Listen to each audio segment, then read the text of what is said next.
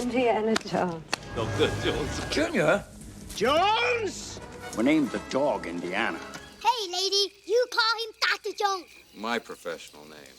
No matter the name, one of the greatest legends in cinema is back with a brand new adventure. Set only a year after Raiders of the Lost Ark, this Xbox and PC title delivers a romantic, beautiful, globe-trotting adventure that fits well into the trilogy of Indiana Jones movies. No schools or dials here, I'm afraid. Supporting ray tracing on consoles and PC, along with the holy grail of path tracing added to PC as of the 9th of December, we cracked the whip on a selection of infernal machines to uncover the answers in our last crusade.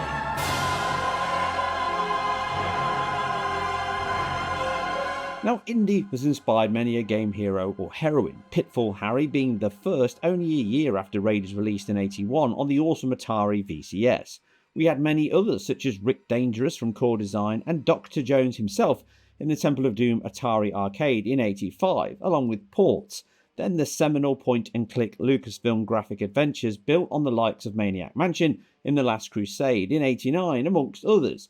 And it's these games that the Great Circle feels closest to, with a strong mix of Thief, Dishonored, and even Riddick Butcher Bay. Now, Machine Games have tailored their own fork of id Tech, now titled Motor, just as Tango Gameworks did with The Evil Within 1 and 2. Here, though, they offer a baseline ray tracing GI solution across PC and consoles, and the PC version unsurprisingly runs well across a vast swathe of specifications, which is to be expected for such a PC-centric engine. A round of applause to Microsoft also for not forcing DirectX on the team. This is Vulkan only on PC, and almost certainly on Xbox Series X and S. From a technical perspective, Machine Games have come out guns blazing and hit hard right from the off.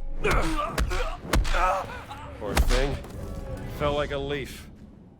Undoubtedly, the PC is where the game shines the brightest, and that's where we'll start, but the Xbox Series X is excellent, and even Series S impress. PC options are exhaustive enough to enable a level of scaling and options which include DLSS reconstruction and generation. However, this is the first, or one of the first titles that now requires hardware-accelerated ray tracing capable GPUs only, and for path tracing you require an NVIDIA RTX 40 series card and at least 12GB of VRAM on those cards, which limits the market for PC players, but the technology and baseline must move forward at some point. Now, I often say, PC has generations just like consoles, they just happen more gradually. This means that even my RTX 4070 powered laptop, which can run above the Series X quality levels with the base RTGI, cannot run that path tracing option as it only has 8GB of VRAM. And again, repeating myself for the past few years, VRAM does impact performance in many titles, and this is no exception. As such, my optimized settings weigh heavily on 12 to 16GB cards and above, and then 10GB and below when it comes to settings. Now, we have three main settings that impact VRAM, and two of these require a full engine restart for the renderer in textures and hair quality, which clearly uses a dense strand technique, and it looks excellent, similar in visual density to Insomniac's methods used in Spider-Man and Rift Apart. Now, the game is a stunner on all platforms. The sheer install side demonstrates the amount of high quality assets, baked elements, and high fidelity character models, bone rigging, animation, and world rendering. Having ray tracing requirements as a baseline is certainly a bold step outside of current generation consoles, and even getting it to run on Xbox Series S is remarkable at all, let alone at 60 FPS. The PC market can push much higher though, and even at the lowest settings of RTGI, the PC pushes far superior ambient occlusion and self-shadowing. Light bounce is more accurate, and combined with higher shader quality and potentially textures and hair, it already exceeds the console version. This is true even on mid-range GPUs such as my RTX 2070, but the path tracing addition resolves some of the issues present in that base ray traced and raster lighting solution, namely shadow maps, from the sun at least, are included in the path trace menu alongside RT reflection and improved RT irradiance or light bounce over that base RTGI the game uses by default. Now, these improve many aspects in terms of light reactions and materials, such as in this scene with the light penetration through leaves drastically improving subsurface light scatter. Again, foliage and ground is more illuminated by the sun's light bouncing around the scene, and we see this more often with a brighter, more colourful scene. Now, some of this is also down to the RT sun shadows being more accurate and including a lovely soft penumbra on all objects, which improves the stability of shadow maps under movement and motion with no jarring cascade swap at short range, even on PC's highest settings. Now these also remove or drastically reduce the animated foliage shadow flicker with feathered soft shadows that are far more stable and include contact hardening. Impressive, as alpha testing within the BBH ray traversal can become very expensive, and they could have easily been left out. Happily, this is not the case.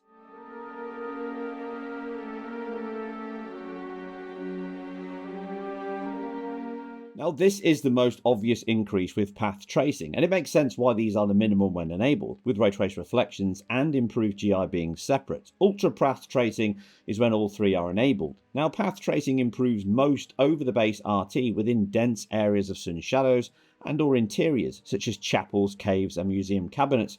As sun bleeds in, the improved light propagation increases material accuracy, improved ambient occlusion, and combined with ray trace reflections that have a roughness level in excess of the default SSR and cube map solution, that again makes things more accurate, such as the parquet flooring here with the cabinet reflections, bounce light and dynamic reflections in the cabinet itself include static objects and even the trees outside, but skinned meshes such as NPCs or Indy himself are not included outside of a few isolated proxy surfaces within some interiors sadly. Using PC, we can force disable the ray trace lighting, which demonstrates how the entire game's assets, materials and locations have been built around this hardware solution, with potentially some fill lights in some scenes and certainly those real-time cinematics. Ultimately, the path tracing mode can vary between hard to notice to a drastic increase in the game's visual quality, stability and edging closer and closer to those movie levels of lighting.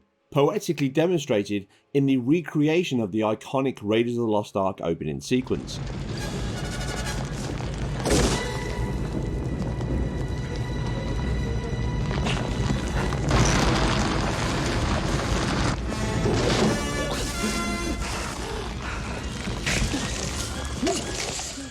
So what's the holy grail of optimal settings then? Well, textures, hair and shadow maps are all important as mentioned. Starting with textures, low for anything below 12GB cards when at 1440p reconstructed, and potentially medium when at 1080p. But the allocated heap can exceed the limits over time during play, and thus all three settings are relevant. The cache allocates higher quality MIPS as you move up the stack, meaning less loading in of low quality textures closer to camera or on camera cuts. Now low is fine, but expect lower virtual texturing than Series X, which is likely somewhere between or at medium to high, and Series S is almost certainly low. Hair equals medium and is the best balance, but the cost to rendering is mostly felt in cutscenes. See here with my RTX 4070 laptop has actually become memory bound due to it just edging over the VRAM limits and page swapping. We are suffering from erratic frame times until the sequence ends, or in between cuts where there's no hair on screen, which then releases more of the heat back to the game and frame times return to sub 60 milliseconds. Running out of memory and in the heaps is also a reason why you see half and quarter animation frame rates on movement and characters in the game. Now this is all related to 8 and 10 gig cards. Here, my RTX 2070 becomes unplayable due to memory limits causing 170 millisecond frame times. Once I drop hair and shadows to medium and low, freeing up memory, we return to 12 and 14 millisecond frame time, some 14x increase in performance by keeping all rendering work within high occupancy in VRAM. Series X runs hair between high and medium, and Series S is low or between low and medium. Finally, shadow maps is high, which I think is the best bang for buck in that each setting adds more objects into the shadow map cascade, so effectively more things cast shadows. It also pushes the cascade level further out, but drawing and stability is low even at the highest setting, which causes obvious pop-in as the cascade quality and filtering shift. This is the same on consoles and PC without path tracing enabled. Series X and S run shadow maps closest to medium bar resolution. Simply put, 12 gig or lower, set your textures to low, hair to medium and shadows to high. 1440p DLSS or TAA DRS if an AMD or Intel GPU, as the game only currently supports DLSS options. And above, You can set all these to maximum, but be aware that it can still use 16GB of VRAM on my RTX 4080 Super on maximum settings with path tracing, and an over 11GB without it. Now RTGI has 3 rungs, but the payback is low on a visual level, and I've seen some say just set this to high, but that has a cost even on my RTX 4070 laptop. Low to high cost approximately 8%, thus best bang for buck is low as the visual change is so small. For my RTX 2070, an aging card, we can still run 1440p DLSS balanced at higher settings than Series X, but low GI versus high gives us approximately 14.2% better performance, with medium being 11% of that height, with almost no visual impact. Now using these optimized settings, my RTX 2070 can still deliver some 60 FPS performance at 1440p DLSS auto between quality and performance, with similar IQ but superior fidelity over the console versions. Now outside of this, volumetrics and reflections in SSR have little cost, and going from low to high on my RTX 4070 laptop gains you less than 2%. Moving on to consoles, and both use TAA with DRS and VRS, which can degrade texture quality with a tiny performance gain, if any. Series X targets 1800p down to a counted low of 1440, and Series S targets 1080 with a low of 1129 by 630. Next, RTGI on Series S is lower than Series X, likely due to both a smaller BVH data tree and far lower ray sampling and thus occlusion. Series X is better, but it still sits slightly lower than lowest rung on PC. Others look the same, but we are affected by resolution such as volumetrics and depth of field, and sometimes Series X appears to have no or lower quality depth of field, though in its cutscenes. Didn't see any giant. I caught someone breaking into the museum. He was tall. He took something. Well, did you see his face? Scarred. Dark skin. He spoke some form of Latin. Latin? In terms of performance, both Xbox consoles hand in a perfectly locked 60 FPS from all my tests. From all the cutbacks from the Senior to the Junior. I told you! Don't call me Junior. My mistake, sorry. All the cutbacks from the Series X to the Series S have paid off, as we see pretty much a locked 60 FPS. The only time we see dips across every single piece of hardware tested is in between cutscenes, where it can hold frames for around 60 to 160 milliseconds at worst case scenario. These are big long cuts in between shots where data is being transferred from each shot to shot. There's a lot of data in all of these areas. They're probably holding a few frames as well, just to make sure that textures and assets are all loaded in. Overall though, this is quite a minor blip, and in cutscenes it doesn't really affect your gameplay. Overall, expect a locked silky smooth 60 FPS, to the point where it would be nice to see if there was headroom to run a 1080p 120 FPS mode even with VRR on the Series X, as looking at my RTX 2070 it would have headroom to push much higher, as the Series X is far more powerful than the RTX 2070, although the ray tracing hit might be part of that equation.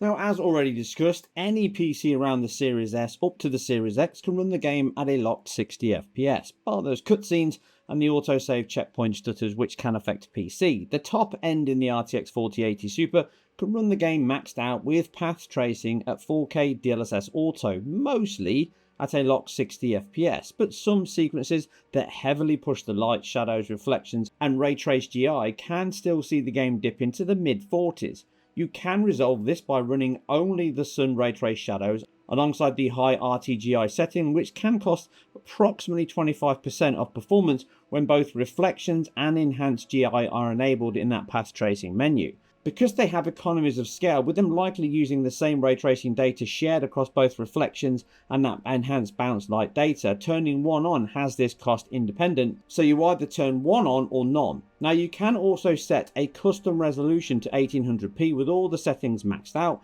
which keeps the performance level close to that 60 FPS target, and then enable DLSS 3 frame generation, with that 16 millisecond baseline helping improve the game's fluidity in play. Now at times, the PC version is a drastic increase over the Xbox Series X, mostly in shadows and reflections, but the choice to also run at 120 or 240 FPS rates on such a machine without path tracing also makes it both performant and scalable across a wide breadth of PC hardware. Well, ray tracing capable hardware anyway.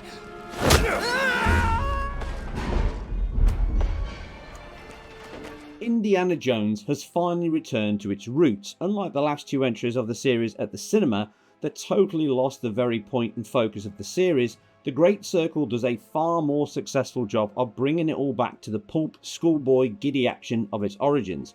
Technically, this is a very forward-looking game, with excellent use of PC hardware, superb quality assets, lighting, materials, physics and animation that is up with the very best work from id Tech themselves and any Microsoft studio this or previous generations. It feels like a modern version of those Lucasfilm graphic adventures of their heyday, mixing puzzles, logic, exploration and story with a strong blend of stealth, action and adventure. It has been a pleasure to swing in, don the hat and walk those famous shoes of Indy himself.